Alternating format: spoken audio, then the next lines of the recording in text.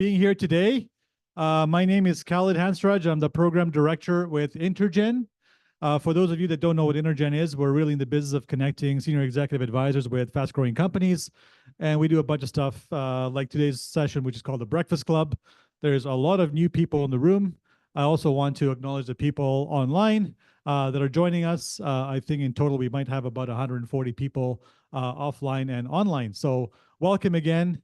Before we get started, just a little bit of housekeeping. Bathrooms are just down the hallway out the door and to your left or right, depending on your gender.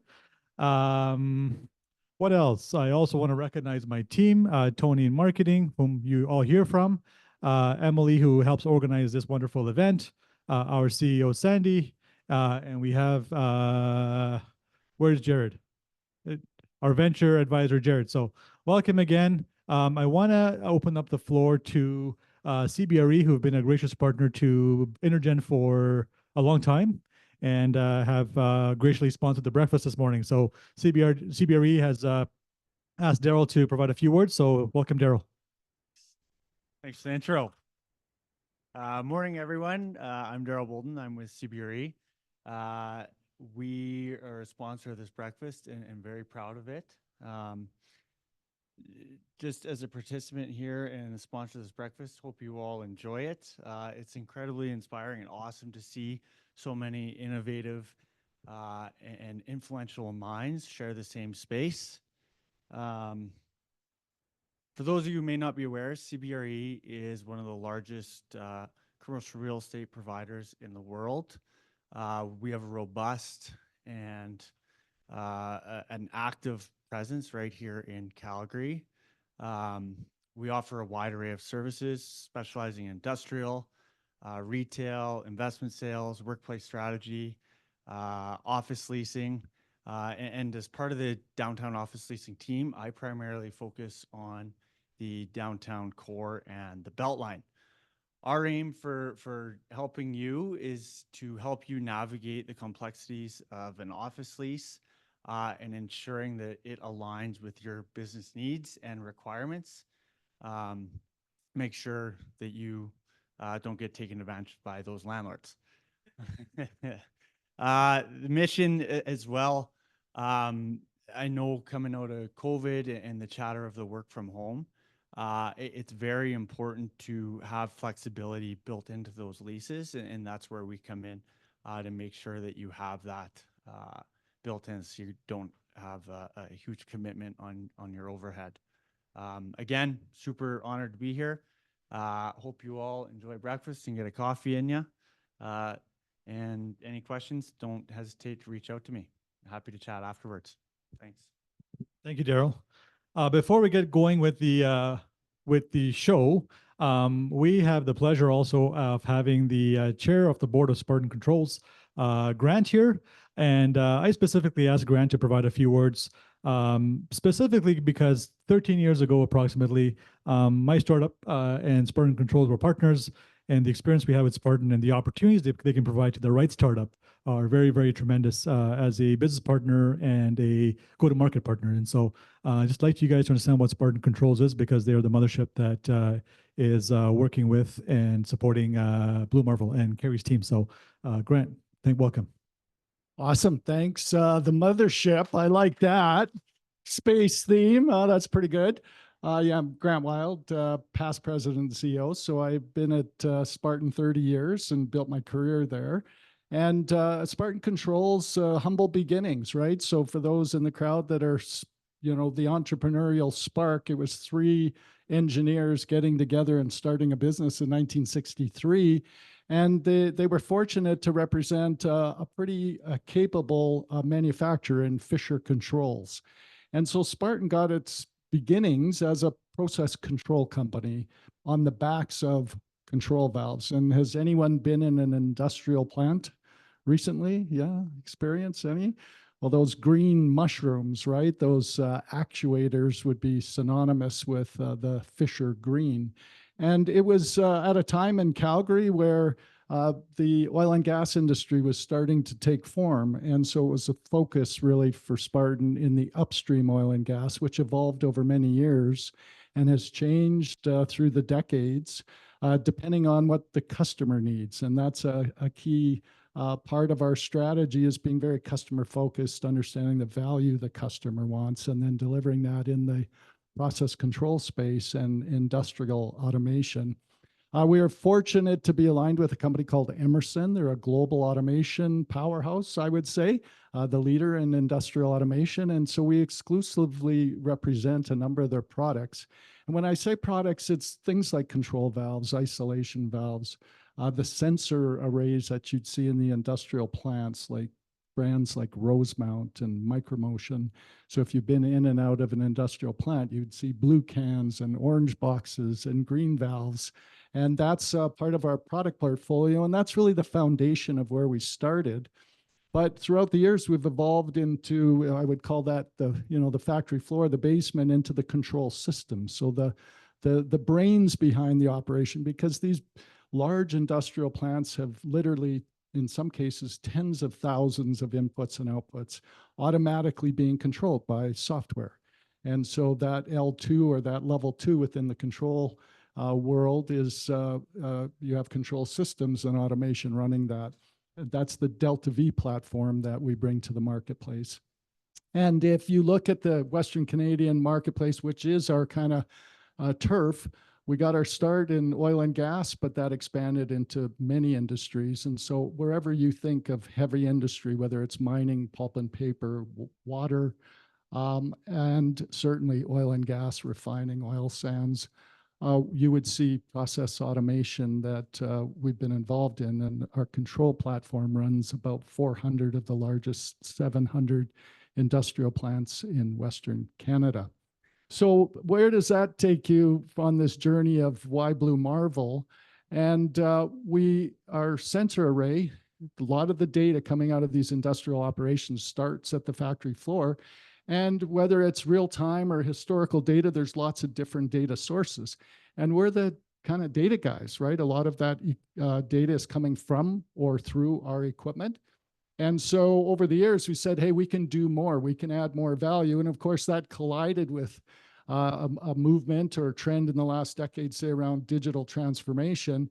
And so up in the enterprise, we said, hey, there's more work to be done. It's very hard in the digital transformation space for industrial users to contextualize the data, to understand how to use that data. And there's been lots of trials and errors and frankly, failures where a lot of money's been spent without understanding the context of how to use that data.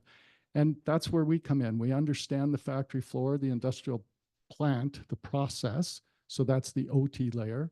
And we understand IT, because the control technology is backbone. A lot of it is IT-based technologies. And so we kind of bring that OT, IT together. And we've been fortunate to be able to build out a company now that Keri's going to describe to you on how we bring that data to life in software applications. And so it's been an exciting 3 years. And like I said, Keri is gonna expand on that. I think I covered a couple of the points you wanted. Just to introduce Keri, though, it's been just terrific having her on board. We had a partnership with AltaML. And one of the best parts of the partnership actually was Keri. She came to us from AltaML, having had experience kind of being the jack of all trades, leading a lot of initiatives within the AltaML framework. She's got a solid background in public relations, has an MBA, and certainly economics and business understanding is a key part of being an entrepreneur too. And so she brings just such a positive energy to what we're trying to achieve at BlueMarvel. And we're so happy to have you. So with that, over to you. Thank you, Grant. Couple more shout outs. Our board chair, Brian, and the brainchild of InterGen is here. Thanks, Brian. And I want to acknowledge Lindy Groom and the team at Clean Resources Innovation Network. They do a fantastic job of helping us get this set up. And she's on DJ this morning, so in the back there. So thank you so much to Corinne and Lindy, the crew. Okay, Keri, let's get going here. Okay, what's BlueMarvel and why should people care? Why should people care? right? Like just like Cut rolling right to the in, chase. rolling in with a hot We're running question. late, so I got to be quick here. Yeah, I like it. I like it. Well, I think the most important reason why people should care about what we're doing, I mean, as Grant mentioned, like we're in an era where all of that previously isolated industrial data, we didn't have the compute power to be able to do anything with it. We've gone through this phase of people making vast investments in their digital transformation. And now the challenge is, oh my gosh, like we've got all this data. What can we actually do with it?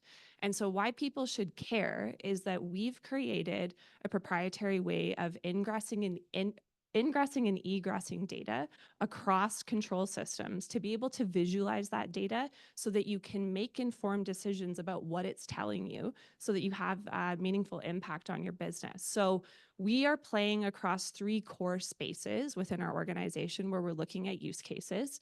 So we're looking at use cases in safety and risk. So alarm and event data, bypass data, operator touches on the control system to try to help operators manage their facilities more safely. We're looking at performance and reliability. So some of that really big equipment that's in your facility, you're trying to get throughput, you're trying to create profitability for your organization, but run it efficiently.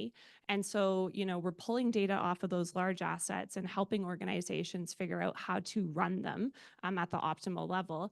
And then on the energy side, helping organizations manage their energy. But why people should care, there's lots of software that exists in those 3 areas, and this isn't new, where people are trying to solve those problems. But what is new and what we're bringing to bear is cross-product intelligence across all 3 of those areas. So if you can imagine in a large-scale facility, you've got safety and risk individuals that are looking at their KPIs, you've got performance and reliability people looking at theirs, as well as energy and emissions folks as well.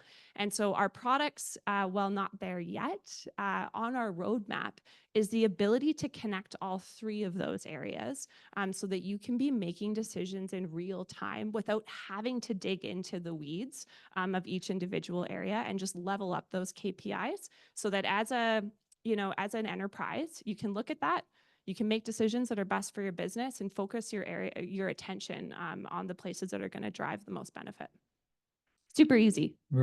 Okay, awesome. Thank you. Yeah. So your company came out of AltaML. What made you guys at AltaML, before you got married up with Spartan, want to develop this solution and not another solution? Yeah, so the partnership that we had with AltaML. So for those that maybe don't have a background on that organization, AltaML is an applied AI studio, and so the company was born out of the idea that there are many problems that can be solved with artificial intelligence, and we want to see like what the market has across all various areas. And so they started a venture studio. We had 5 companies that we were incubating at the time. Spartan had actually been a partner with AltaML as part of its AI lab. And so looking at use cases within like industrial facilities to figure out, potentially what problems could be solved there. So the partnership was born out of that original relationship. And then the idea that, wow, we could actually create an entire business around this. And so the joint venture was born. Awesome. That's really cool. So it was a market-driven product development, company creation opportunity, which probably gives you a lot of advantage from the Yes. get-go Yeah, versus hoping that you find a customer. huge advantage. Good. Yeah. Awesome. You talked about Venture Studio. Maybe you can touch on that a little bit and how that works. And then you pivoted from being a PR executive, public relations Right. executive, to being a industrial software AI entrepreneur. Right. Like that's a big leap. That's kind of crazy. Yes. Yeah, let me tell you about that. Yeah. Well, maybe I'll answer your first question around a venture studio. We hear a lot about venture studios, and I actually feel like it's glamorized a little bit. We're in a venture studio.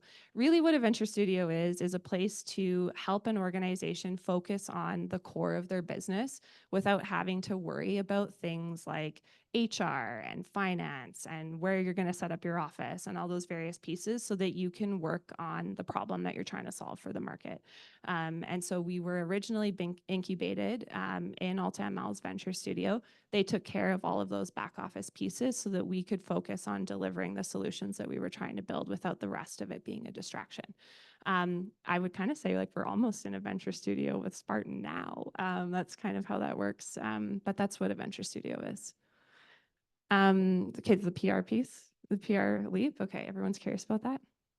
So I did start my career in public relations.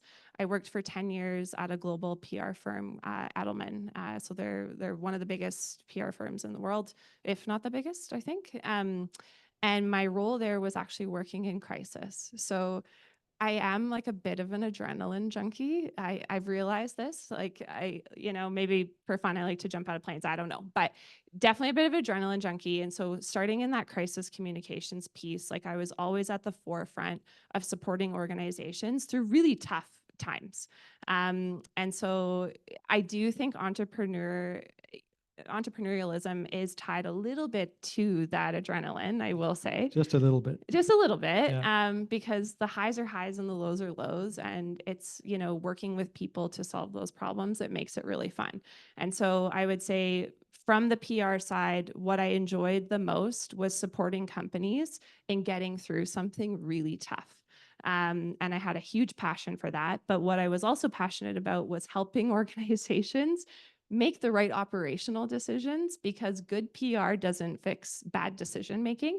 And so also got a little bit tired of continuing to try to clean up messes when just poor operational decisions were being made. So I decided to pivot and did an MBA. I moved down to Washington, D.C. for a little bit, went to American University. Thought maybe I wanted to have a career in politics. I changed my mind. And then relocated back here to Calgary. This is my home, and I'm very passionate about our people in our sector here. And so joined AltaML as the chief of staff. And so, as Grant mentioned, like jack of all trades, especially working in a startup for two serial entrepreneurs. And so had an opportunity to leap in and to run the BlueMarvel organization, and I grabbed a hold of it, and it's been great. That's awesome. That's probably the best part of this whole show. Yeah. All of that you just talked about. Yeah. So you've had some tremendous partners in AltaML and now Spartan. Yes. And I don't think you could find better partners. No. But finding product market fit, and we just talked about direct sales before the show got going, but finding your customers number 1 to 4, and you still might not know if those are the right ICP. Sure. Like, tell us about jumping through the hoops. Despite having, I suspect there's still probably a lot of uphill climbing, despite having AltaML and Keri and Grant in your corner, to get to that point where you think you have a product that could be like category dominating. Yeah. Well, I mean, like, let's be honest, like product market fit is the hardest thing, right? And that's the piece I think that when things are going really well, you're like, yes, we've got it. We've got product market fit. We're crushing it. And then other times, you're having conversations with customers and they're like, oh, it's missing all of these features. And it's like the low of lows, because you're like, oh my gosh, we've built something that people don't want. So I think product market fit is, it's the toughest part around a startup, because what you're trying to build is something that you believe the customers want, but as you meet more, you realize that maybe you don't quite have it. So our journey has been really unique. And Grant didn't touch on this, but where we've been really successful is that the use cases and the products that we've initially started with here today were born out of the brains of chemical engineers. So these are people that have a very deep knowledge of how these systems work and how it's going to actually be used in an industrial facility, which is super important. So that SME expertise is actually what is allowed us to get as far as we have. And then to your point around having access to customers, I mean, Spartan has an amazing reputation here in Canada. We have partners like Spartan, other channels that we're working with across North America. And so they have deep relationships with these industrial providers that we want to be able to sell software to. And so when you're going in to have a conversation with a customer who's been purchasing from a really valued partner like Spartan, it certainly makes that conversation a lot easier. The other piece for us around product market fit is that we have 1,500 SMEs at Spartan who can poke holes in what we're developing, right? And so that has allowed us to iterate a lot faster, figure out what's not working so that we can iterate on our products and be able to deliver more value to the market that way. So that's, I think, what's been the most valuable piece of it. Have we found it? No, I don't think so, right? We are in our first 70 deployments, and every time we make a deployment and partner with a customer, we learn something new. So I can give you some examples. So we have a customer that is using our software as part of what they call a unified operation center. So they are logging in, our dashboards are up, and they are looking at them every morning to determine how they're going to focus their efforts for that day.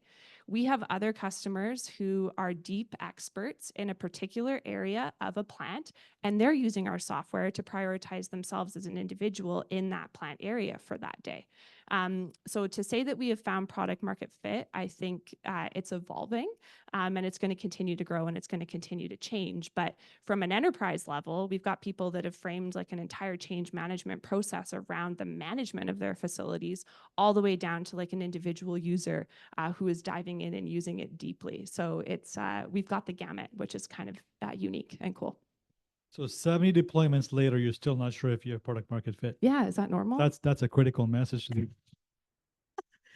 the evolving. Yeah. So it's an iterative process. It's an iterative process. Yeah. And I think, you know, tied into that is that as you do customer discovery, I mean, you have a hypothesis heading in, but when you actually watch people use the product, a lot of times, and I mean, product people, our product leader is here in the room somewhere, there he is. As you watch people use the product, you realize that maybe, you know, there's something new that you could suggest that they haven't even thought about. And so product market fit is about that as well. It's watching people use it and trying to figure out how you can make the user experience better. So. Very cool. Talk about business model. So you've done 70 deployments, multiple customers. What have you learned about your business model when you first started with Yes. customer number one? Yes. And where you are today? Has there been a change? And if so, what was that change in terms of how you changed the business model to adjust to what you think the customer or how the customer will pay? Yeah, so we definitely have had a lot of debates about this, right? And we've been flexible with our business model. So there are a couple of key things in terms of how we deliver to the market. So we have a services arm to our business because, to your point around product market fit, you know, some of the problems that our customers have don't necessarily fit with one of the products that we have today. And so creating a services division to our organization to be able to do that exploration was super important. And part of the strategy of that as well is that we know that informing our roadmap, figuring out other problems that customers have is potentially the next commercializable product that we're going to build. So services is really important to be able to kind of create that exploration. And so that's time, like billable time, right? We also have a custom solution arm to our business where we are building solutions for customers that, you know, it's just a one-off. They have a problem.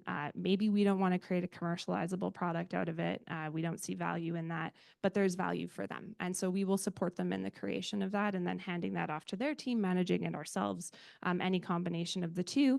And then, of course, the product side, right? Like we want to be a SaaS company. We are a product company. That's the space that we want to play in.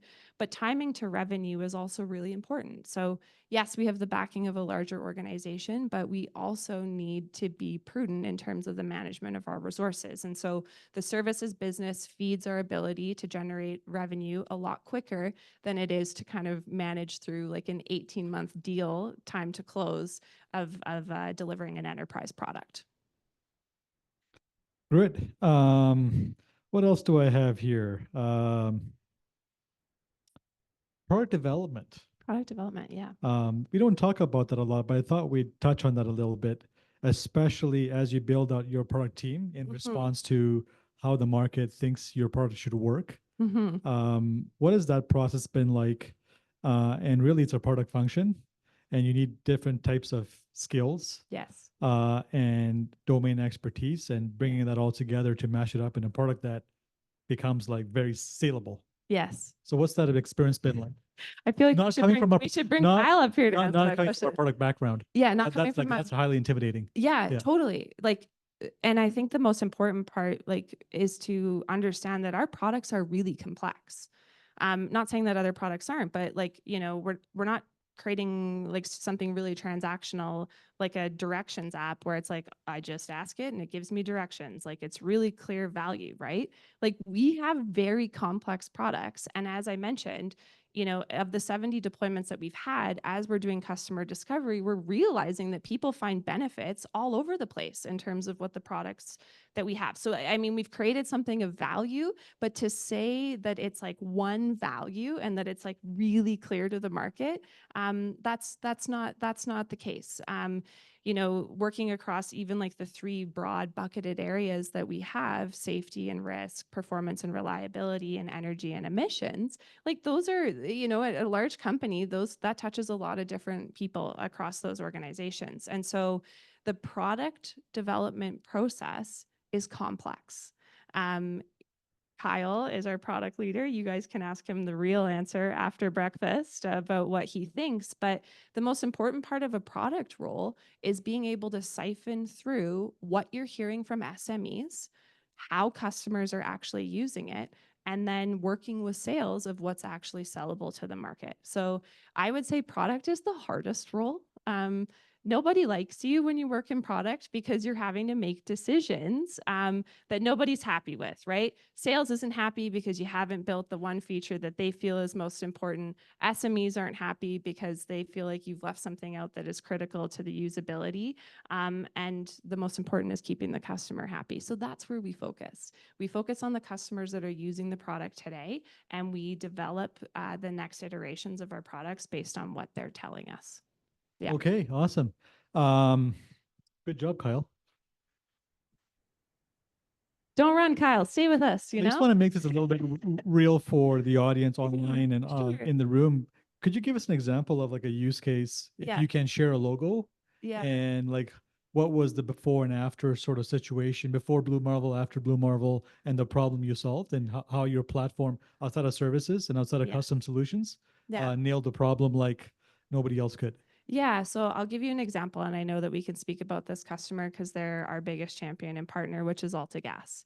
And so we've been working really closely with their team over the last 2 years. And the example that I shared around the Unified Operations Center is actually exactly where our product fits. So this is an organization that is incredibly forward thinking in terms of how they want to manage their industrial facilities. And so in addition to like purchasing software, which doesn't necessarily like solve a problem. Like, we've all bought softwares, right? That doesn't solve a problem.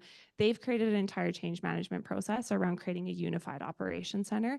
And our software is allowing them to kind of sit down, look at those dashboards in the morning, and then direct where they're going to put their effort for the day. So that's like, it's really cool to see. And we actually sat down with them just last week to watch how their team is using the software. And it like honestly brings a tear to the eye because you see it and people are using it and finding benefit from it. So that's one example of where, you know, our applications have been part of like an entire change of how they actually want to direct their people in their organization, which is really cool. Okay, awesome. Thank you for that. What else do I want to talk about with you? What's life like at Spartan? So you came out of AltaML. They're probably a little bit more scrappy than Spartan. I don't know about that. Maybe not. I don't know. And now you're with Spartan. What's life like? I mean, you're obviously drinking out of the fire hose and living the culture that Spartan lives. And somehow they keep employees for 30 years minimum or more. All of your employees are like 30-year tenured.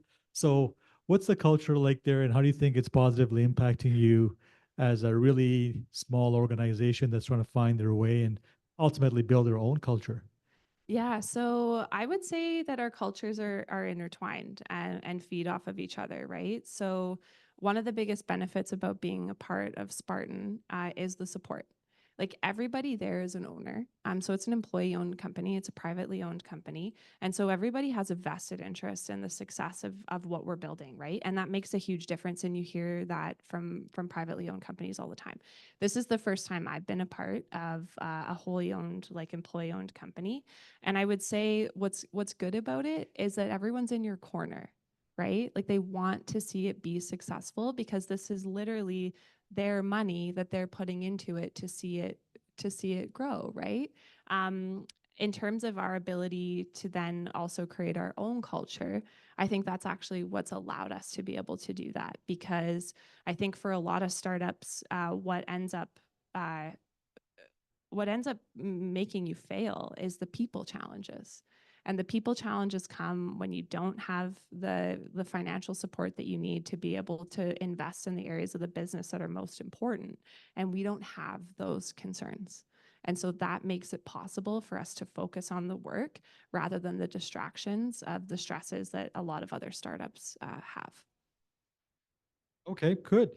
Um, so obviously, again, going back to the people you're surrounding yourself with, you've obviously had like probably the best of the best for what you're doing at Yes. BlueMarvel. Um, Previous to that and currently, how do you think having the right mentors around you is critical to not just your professional growth, but your personal growth and as a leader in terms of dealing with all of these gyrations in a business that's start, stop sort of thing? Yeah, I mean, I think it's the most important thing. Like people, like the connections with people and the ability to have like real conversations about the challenges that you're having, getting ideas about where you should be going next and what you should be focusing your effort on, all with the feeling of being supported is the most important thing. I think that all starts to fall apart when that doesn't exist, right? And so, I mean, having Grant, having the other members of our board really be invested in the success of BlueMarvel for the long term is incredibly helpful and incredibly important. Other ventures that I've seen and been a part of in the past, I mean, they're looking quarter to quarter, right? And so that can be very difficult in terms of your decision making process, what you're willing to share. Because you're literally trying to survive month to month versus being invested in something longer term. So that's made a big difference. Yeah, it's really good. Switching back to the business, a couple more things. Yeah. When we were offline, we were talking about going to a channel versus going direct for sales. Yes. Right now, you're predominantly channel with some initial success in direct sales. Yeah. What's that process been like for you to discover not just about pricing, but do you go direct, do you go channel, and how did you make that decision initially to focus on a channel or Yeah. channels? Yeah. So I think the decision to focus on the channels was, I mean, that was a no brainer for us. So working through Spartan as a channel, they have the relationships with the customers and they have an incredibly successful sales force. So that made it really easy for us to be able to make that decision and to work with the other impact partners across North America to do the same. The challenge with that is getting mind share because we are new, we are sometimes complex, and we're evolving, right? And so getting mind share of the sales organization to be able to understand that value proposition is the big challenge, but like it's something that we can do, right? And so having a vested partner like Spartan that gets us up in front of their group and understanding and sharing the case studies and the various pieces makes all of the difference. But yeah, I think that was like the decision there. Going direct isn't necessarily easier because then everything rides on yourself. So in the channel scenario, we're going as a team and we're going together, which often makes it easier, challenging in other ways. But going direct, it's you have to do it all yourself. So Right. So you recently had success in Iraq, of all places, yes, your first direct customer. yes. Tell us a little bit about how you end up in Iraq with a customer there and your Canadian product in Iraq, Yes. and how did that all sort of come to pass? Yeah, so this is like live happening right now. So we've closed a deal with an oil company there. It actually came as a lead through Spartan's website. They were looking for a software solution, and that got moved over to us. We began conversations with them directly on what problems they were trying to solve, and our products were a fit for them. And so now we're going to be moving into the phase of finalizing that negotiation and supporting them on their deployment. So yeah, pretty exciting and you- validating, right? Yeah, totally. And you can do that all remotely through the cloud in terms of deployment, or are you going to go up there? TBD. TBD. Okay. Yeah. Do they pay full price? Yes, of course. Okay, good. US dollars, no less. There you go. Know? There you Not go. these Canadian dollars. There you go. Yeah. There you go. Yeah. Let's talk about being a woman Right. In tech. in tech, entrepreneurship Oh boy. in a male-dominated sector Mhm. called oil and gas. Right. What's that been like for you? I have to go to the bathroom. Just kidding. I'm just joking. No, it's been great. I would say I've been very fortunate in my career to have both men and women as supports to myself. I think probably like the biggest challenge is imposter syndrome, which I know everybody has that. But yeah, I mean, I'm confident in the strengths that I bring to bear to the organization. I trust my team in terms of, you know, the expertise that they bring, and we're all here for you know, to create value and to build a business that's successful. So I don't necessarily feel like that my gender really makes a difference in that per se, but I would be lying if I said that there aren't other challenges that you have as a woman in tech and in that sector. But I think one of the benefits, I have 2 little kids, I've got a daughter. And so I also think like having diverse individuals doing things that maybe you wouldn't normally see sets a good example for other people as well. So yeah. Okay, well, thanks for sharing that with us. We got about 40, 50 people online. We've Oh, got boy. about 80 people here. Okay. Ian is here from Willow Glen. We've got a bunch of other automation people here. We've got some investors. What do you think this room or InterGen community can do for BlueMarvel in terms of anything we can help you with? Yeah, so I think the biggest benefit is to be our champion in the market, right? We are figuring it out. We've had some success and looking for champions to support us as we continue to scale and to grow. And that looks like a few things. Talent. We're nothing without the people that we're able to attract and retain. And so if you have amazing talent that you think would be a fit for our organization, we'd love to know who those people are so that we can hopefully attract them to come in and to work for us. In terms of support with customers, tell our story. We're building products right here in Canada. There's a lot of competing products that aren't within our country. We have a lot of amazing technology solutions that are being built right here. I'm not trying to be a nationalist or anything like that, but I just think, you know, if you have an opportunity to purchase something local that's being developed here, support our economy, right? There's huge benefit to that in terms of us being able to retain the amazing graduates that are coming out of the U of C and the U of A and creating really cool jobs. In terms of investment, we're not looking for investment right now. We've got that sort of shored up and locked down in our working, obviously being a wholly owned subsidiary of Spartan, but partnership. If you have organizations that are looking to do pilots or looking to partner that have a problem that they would be interested in us taking a look at to explore, let's do it.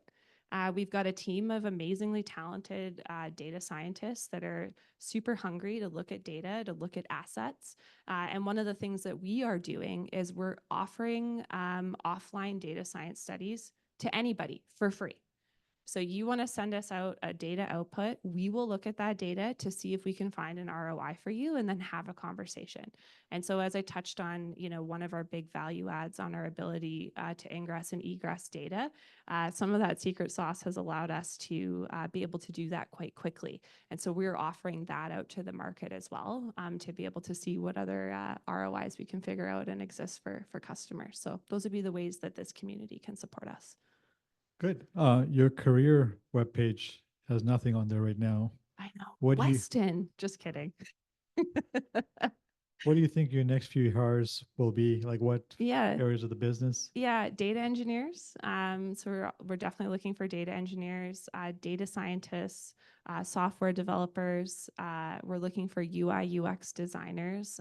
So sort of the gamut of everything that you can kind of think of as we look to scale. So as we sign on new customers, we're going to need to add more people to the team to be able to support our delivery across those areas. So yeah. Okay, very good.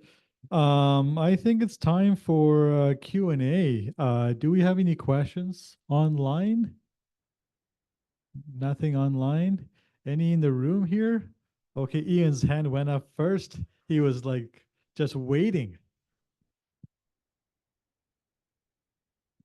So came back right to the beginning where you said that I don't want you to give away your secret sauce, I but you can't. said I know you can't, yeah. But you said that you're integrating different data from across control systems and not probably more than control systems if you're pulling in safety data and stuff like that. Yeah. So is it a proprietary API or are you using a standard API to do that? It's 'Cause- proprietary. Okay. Yeah. Thank you. Yep. Yeah. That was it. Yeah.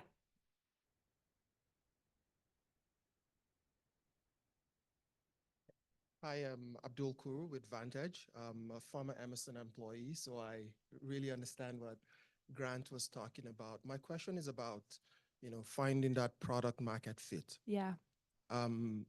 Especially with industrial applications, there's hardly any two facilities that are the same.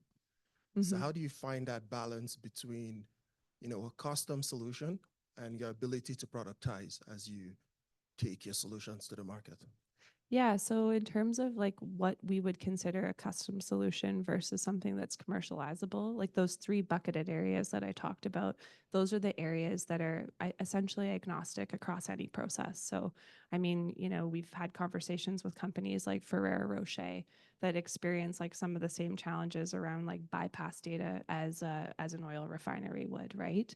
And so we're looking for commercializable products to be agnostic, that could apply to any industrial operation.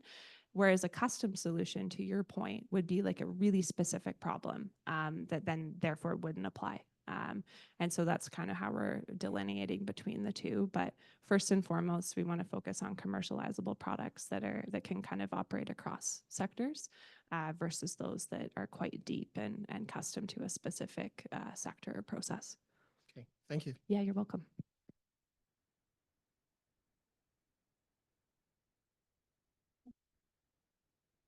Yeah, good morning. Lowy Gunwick from L2 Tech Consulting. You gave a little bit of a shout out to the talent and skill sets that exist in Alberta and Calgary. And my question is to you, are you thinking about building off of this talent and taking it out to the world? And if not, what are your thoughts on how to get that done? Mm-hmm. Or if you aren't, why not? Yeah, no, we definitely are. Incredible talent here in our province. And I think one of the big challenges that we have is creating jobs where they want to stay here. So I don't know if people know, but the University of Alberta is one of the top, I think the second rated school in terms of the machine learning and data science talent being graduated out of that program.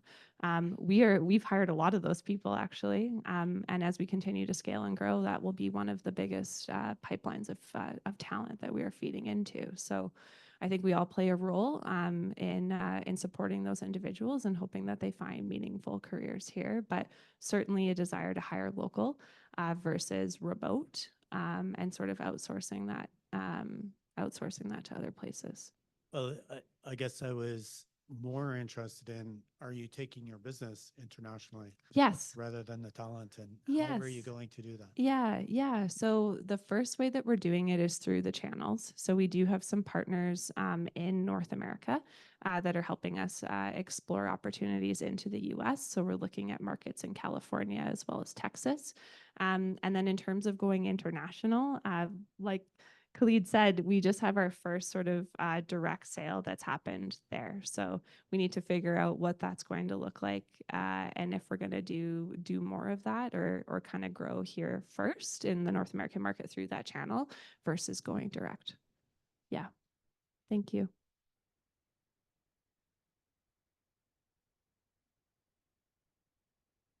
Good morning, Miss Keri, and my name is Sukman, and I'm from Southern Alberta Institute of Technology.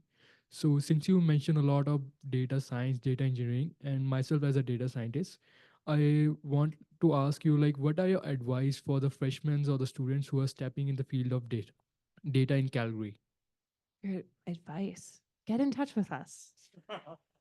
Let's hang out after this. Yeah, I would say, putting yourself out there to meet some of these organizations, connecting in with InterGen and some of these other groups. Like, we have a really amazing and supportive tech ecosystem. And I've had the benefit of sort of exploring what other ones around the world kind of look like, having been in London last week, gone down to Silicon Valley last year, and just some of these other places where it's happening. But I think one of the benefits of our community here in Calgary is that we're all here to help each other. And so I would say you're doing the right thing by being here today. And I would encourage you to be connecting in with these organizations and with the ecosystem here in our province. Thank you. Yeah. There's a question here. And then Trish. Sorry. I was just curious how much like human interference you need for build a dashboard. How much what, sorry? Human interference. Like it's all AI or No, no, it's definitely not all AI. I mean, we're starting everything with like very like pattern mining and machine learning. In terms of the dashboards themselves, they do require a human in the loop to be able to make a decision. We're not quite yet at the stage or the phase where, it's particularly in our sector where we want AI making those decisions without an expert, kind of overseeing that. We're not there yet. So yes, you definitely need an individual reviewing that data and then making the decision around where to prioritize. But making the recommendation and making that person's job easier, I think, is right now like a co-pilot essentially situation where you can kind of summarize that out and sort of figure out where best to focus your efforts so that you can do your job more easily is where we play. Yeah. Mm-hmm.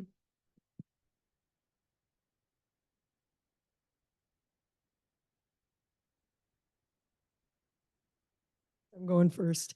Keri, thank you so much. This has been incredibly informative. I'm Trish Josephs. I'm one of the InterGen business advisors, and I've also worked in innovation for many decades. I'm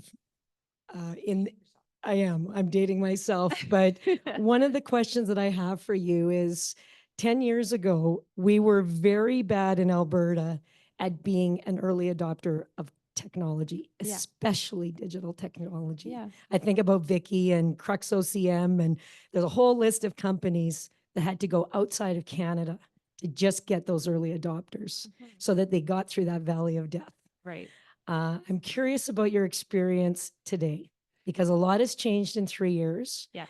And I think that there is also an opportunity for us to actually help you with this in moving us from being the land of the pilot The land of to the the pilot. land of the early adopter, because that's Yeah. actually what we need to do in Alberta. Yeah. And then the second piece of my question is actually cross-industry opportunities. Yes. So I mentor companies in the energy sector, but I'm building out a health tech company. Cool. And what you are describing is exactly what we need in healthcare right now. Yeah. And we have this incredible expertise in Alberta and connecting those dots. And is a Spartan Control going to dive into healthcare and say we can be that, Yes. early interventionist in a very tough sector where we don't adopt? So some thoughts on those things. Yeah, so I love that, the land of the pilot. That's so true. I do think it's changing. So I do think, like our first customers have been early adopters here in the province. I think part of the reason that we have that is because of the relationships that we've had with Spartan. So, I mean, other conversations I've had with other startups that, are kind of working in similar sectors, they have very different experiences and they do live in kind of that pilot mentality. But we haven't had that experience, which has been nice. I will say US companies and the early conversations that we've had there, they are more quickly willing to invest in technology. And I don't think that that's something that's new. They seem to have more, I don't like, maybe just a little bit more ability to be able to make those decisions and sort of free up those budgets. I'm not exactly sure, but we've since we've gone to the US, we've actually had quite a bit of success with like immediate data science studies. So that's been really positive, and hopefully the two can kind of feed off of each other. I think in terms of your question related to healthcare, yeah, for sure. So, I mean, Spartan absolutely could play a role in supporting what that could look like. And there are other impact partners, you know, in the network that are totally focused on bio and life sciences. So we don't necessarily have a ton of that here, but maybe we do, and I'm just not aware. But certainly, like Eastern U.S., Spartan has partners in those areas that have deep expertise in that space, and that's absolutely something that Spartan could be supporting to figure out how we fix that here, for sure. Any other questions online, offline? I'm here. Hi, Keri. It's Sandy with InterGen. Thanks so much for sharing your story here. We often hear that there's many different ways to build a company, and this has been really enlightening to see how Spartan has helped BlueMarvel get your product into market. And channels are easier than direct generally. Yes. So having Spartan by your shoulder has probably been very good. My question, though, is around AI and kind of the future of the dashboard. We kind of hear that Yeah. dashboards are dead. Yes. We have a portfolio company, Chata AI, and we talk a lot about alerts and notifications. I, for my first time ever, flew up to the oil sands to see a control room in a SAGD site there. And I just couldn't believe how people are staring at these like monitors, just looking at them. I thought I would kill myself if I had to do that. And I'd be really bad at this job because I couldn't concentrate for that That's long. awesome. But what's going on with the dashboard and alerts and notifications? Where's that going as far as monitoring and letting the business user just see what's going on? Yeah, that's so interesting. So Kelly is actually a great friend of mine. And we've explored opportunities to even like partner with like a Chata AI. There's other organizations like in our ecosystem, like locally LLM, to your point, that have created unique ways in their organizations to kind of hop over that dashboard and that data analytics piece and go directly to alerting and reporting. And what Kelly has built at Chata is really, really cool. So yes, I think it's a yes and. So I don't think in our sector people are ready to fully move away from the way of working, and that's a huge change management piece as well. So I mean, you're asking people to adopt a software, which we've all adopted softwares in various roles in our, you know, whether that's ERP or HRIS or accounting or what have you. And it doesn't necessarily solve the problem because it has a unique function that allows you to do something. You still have to have a change management piece tied to that. So I would say that we are going to get to that space in our sector in industrial automation where people are open to like full alerts, recommendations, but they're not yet ready to move away from the dashboard. So it has to be both. I think. Not or, not and. Exactly. It's got to be both. Yeah. I think so. Thanks. I have, oh, yeah, go ahead. We have one question online from Syed. He's asking, how do you handle the data ownership issues when training and productizing models? Yeah, so our customers own their data, right? And so when we're training models, we're training that on that customer's data set, and that customer owns that. And so we're not taking data from other customers to train models like across our products. So whatever the customer is providing to us is owned by the customer. Yeah. Okay, Brian's got a question.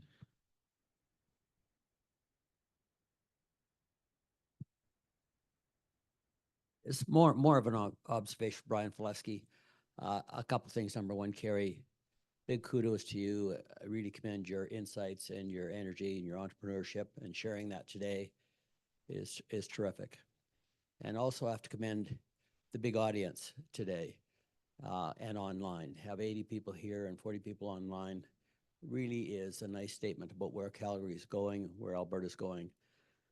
As an old fellow, I can tell you that 10 or 15 years ago, this would have been a pretty lonely gathering.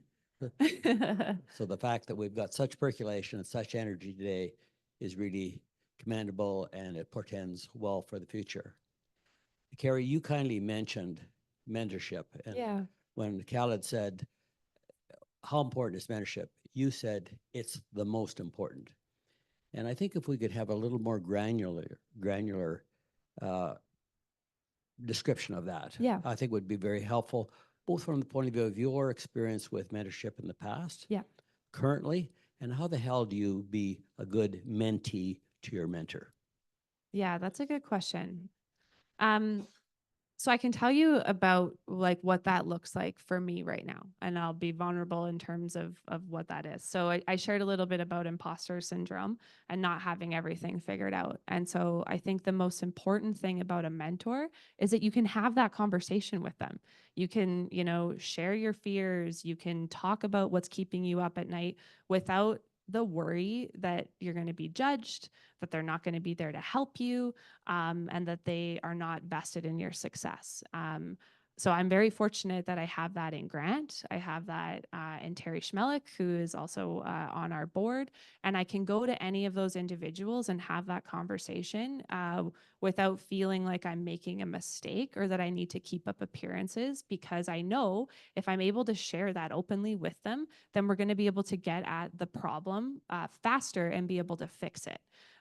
Or move on from it, right? And so I think, you know, the most important thing that you can do with your mentor is trust in the process. Sure, like you might get burnt, but you're also not going to get any further by not being able to have like that direct of a conversation. And luckily for me, that hasn't happened in the past or currently. So I think that's like number one on the granularity piece that you spoke to, is being able to be really real with those people that are there to help you, and having the courage to say what needs to be said and do what needs to be done. What was the second part of your question? I lost it. Talk about your early experience and your current experience. Yes. Would you differentiate your Yeah. earlier guidance and your current guidance? Yeah, so I would say earlier guidance, you know, and maybe that's part of like the PR background that was like really focused on kind of like framing. I don't think I was a good person to mentor, because I had difficulty kind of sharing like some of the details around what needed to be said. So spent a lot of time, you know, not really getting at the core of the challenge, which makes it really difficult with someone with expertise to be able to guide you, because they're not really able to understand like the deepness of what's really at hand. And so they have to kind of like tease that out. But I would say my dad actually has really helped me with that. Like prior to having professional mentors, like I would ask my dad everything, like, Dad, oh my gosh, like I'm having this people challenge, or I'm having this business challenge, or I have questions about this. And so he would actually be the one to like really guide me like in a lot of those ways and tell me that I was wrong. And you know, like we would have such good debates. We still do. And so I think that's really important. And I think in terms of finding a mentor, it's someone who's going to be honest with you, but they're doing it out of care, right? So if you have a mentor that's just telling you like the sunshiny story, then it's probably not a good mentor. So Awesome. Thank you, Keri. Any more questions? Yes. Yes, I did that. Yes. I'm on the platform. Thanks, Brian. Yeah. Okay, awesome. So we're at, a little bit past 10. A couple announcements. Thank you to our sponsors, without whom we couldn't run this organization. I'm not sure if there's any in the room this morning. John O'Neill is here from Prairie's Can. So thank you very much to all of these wonderful supporters, multi-year supporters. And then we've got a treat for you next Wednesday, June 26th, 5 o'clock.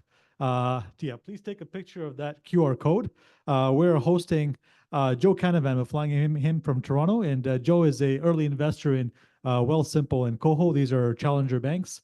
and he's going to be talking to us about his point of view and perspective on early stage investing and finding these big unicorns before anybody else does. And so yeah, please join us if you're interested in investing or interested in early stage startups.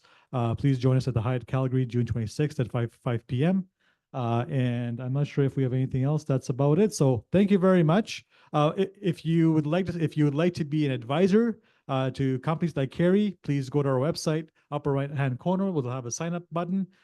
Click that and become an advisor. If you're a company, a startup, you're looking for advice, want to be connected to the community, do the same thing. Just go to our homepage, sign up at the top right-hand corner, and select I'm a company, and give us your information, and we'll be in touch and see how we can support you. Thank you very much, and see you guys in the fall. Thank you. Thanks, Keri. Doing this. Thanks for doing this. Thank you.